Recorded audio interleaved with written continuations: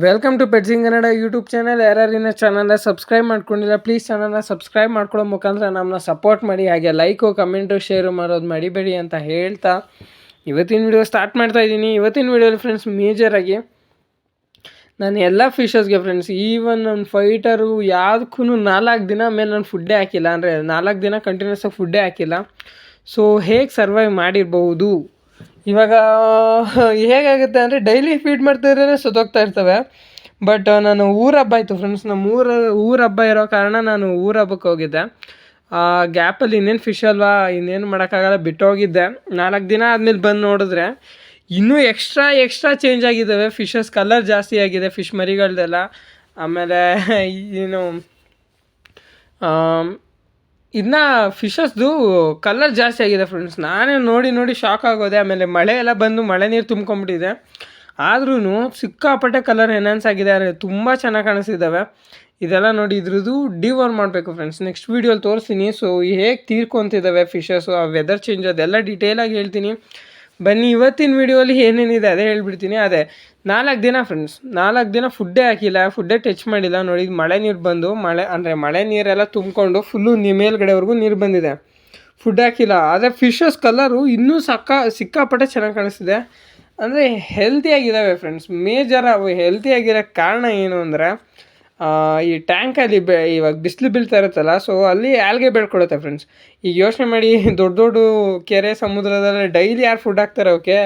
So ಅಷ್ಟೊಂದು ಡೀಪಾಗಿ ಬೇಡ, ಬಟ್ ಇಲ್ಲಿ ನೋಡಿ ಚಿಕ್ಕ ಟ್ಯಾಂಕಲ್ಲಿ ಆಲ್ಗೆ ಬೆಳ್ಕೊಂಡಿರುತ್ತೆ. ಆಮೇಲೆ ನಾವು ಇಂಡಿಯನ್ ಆಲ್ಮಂಡ್ ಲೀಫ್ ಹಾಕ್ತೀವಲ್ಲ ಫ್ರೆಂಡ್ಸ್, ಮೇಜರಾಗಿ ಎಫೆಕ್ಟ್ ಮಾಡೋದೇ ಅದು. ಅದೇನಾಗುತ್ತೆ ಅಂದರೆ ಅದು ಹಾಳಾಗ್ತಾ ಅದರಲ್ಲಿ ಸಿಕ್ಕಾಪಟ್ಟೆ ಚಿಕ್ಕ ಮೈಕ್ರೋ ಆರ್ಗ್ಯಾನಿಸಮ್ಸು ಬರ್ತಾ ಇರ್ತವೆ ಫ್ರೆಂಡ್ಸ್. ಅದನ್ನ ತಿಂದು ಅದು ಫುಡ್ ರೀತಿ ವರ್ಕ್ ಆಗುತ್ತೆ. ಫಿಶಸ್ ಅದನ್ನ ತಿಂದು ಇನ್ನೂ ಗ್ರೋತ್ ಚೆನ್ನಾಗಿ ಬರುತ್ತೆ, ಹೆಲ್ತು ಸಿಕ್ಕಾಪಟ್ಟೆ ಚೆನ್ನಾಗಿರುತ್ತೆ ಫಿಶಸ್ಸು. ಆಮೇಲೆ ಈ ಮರಿಗಳಲ್ಲಿ ಕಲರ್ ಚೇಂಜ್ ಆಗಿದೆ ಫ್ರೆಂಡ್ಸ್, ಮರಿಗಳದ್ದು ನಾನು ನೋಡಿ ಶಾಕ್ ಆಗೋದೆ. ಆಮೇಲೆ ನೋಡಿ ಇವಾಗ ಫೀಡ್ ಮಾಡ್ತಾಯಿದ್ದೀನಿ.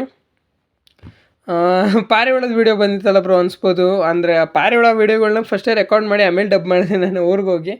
ಸೊ ಇವಾಗ ಬಂದು ನೋಡಿದಾಗ ನನಗೆ ಶಾಕ್ ಆಗೋಯ್ತು, ಸಿಕ್ಕಾಪಟ್ಟೆ ಚೆನ್ನಾಗಿದ್ದಾವೆ. ನೋಡಿ ಡ್ರಮ್ಮಲ್ಲಿ ಅಂತೂ ಇನ್ನೂ ಈಸಿ ಫ್ರೆಂಡ್ಸ್, ಅದಕ್ಕೆ ಈ ಆಲ್ಗೆ ಬೆಳ್ಕೊಂಡಿರುತ್ತೆ. ಆಮೇಲೆ ಜಾಸ್ತಿನೇ ಆಲ್ಮಂಡ್ ಲೀಫ್ ಹಾಕಿದ್ದೀನಿ, ಸೊ ಪ್ರಾಬ್ಲಮ್ ಆಗಲ್ಲ. ನಾವು ಆದಷ್ಟು ಫಿಶ್ಶಿಗೆ ಕಮ್ಮಿನೇ ಫೀಡ್ ಮಾಡಬೇಕು ಫ್ರೆಂಡ್ಸ್, ಸುಮ್ಮನೆ ಓವರ್ ಫೀಡ್ ಮಾಡಿದ್ರೆ 100% ಅದು ಎಫೆಕ್ಟ್ ಆಗುತ್ತೆ ಫಿಶಸ್ಗೆ. ಸೊ ಆಮೇಲೆ ಈ ರೀಸೆಂಟಾಗಿ ಫ್ರೆಂಡ್ಸ್ ಒಂದು ಸ್ವಲ್ಪ ದಿನ ನನ್ನ ಫ್ರೆಂಡ್ಸು ನಂದು ಎಲ್ಲ ನೋಡ್ತಾ ಇದ್ದೀನಿ, ಸ್ವಲ್ಪ ಫಿಶಸ್ ತೀರ್ಕೊಳ್ಳೋದು ಜಾಸ್ತಿ ಆಗಿದೆ, ಸಾಯೋದು. ಅದೆಲ್ಲ ಏನಿಲ್ಲ ಫ್ರೆಂಡ್ಸ್, ವೆದರ್ಗಿಂದ.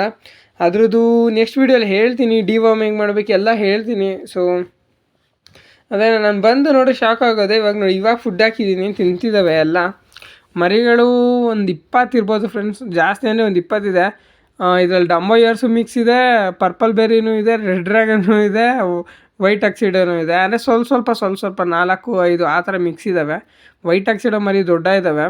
ಆಮೇಲೆ ನಮ್ಮ ಫೈಟರ್ ಬ್ರೀಡಿಂಗ್ ಸಕ್ಸಸ್ ಆಗಲಿಲ್ಲ ಫ್ರೆಂಡ್ಸ್, ಈ ಸರಿನೂ ಬ್ರೀಡಿಂಗ್ ಸಕ್ಸಸ್ ಆಗಲಿಲ್ಲ.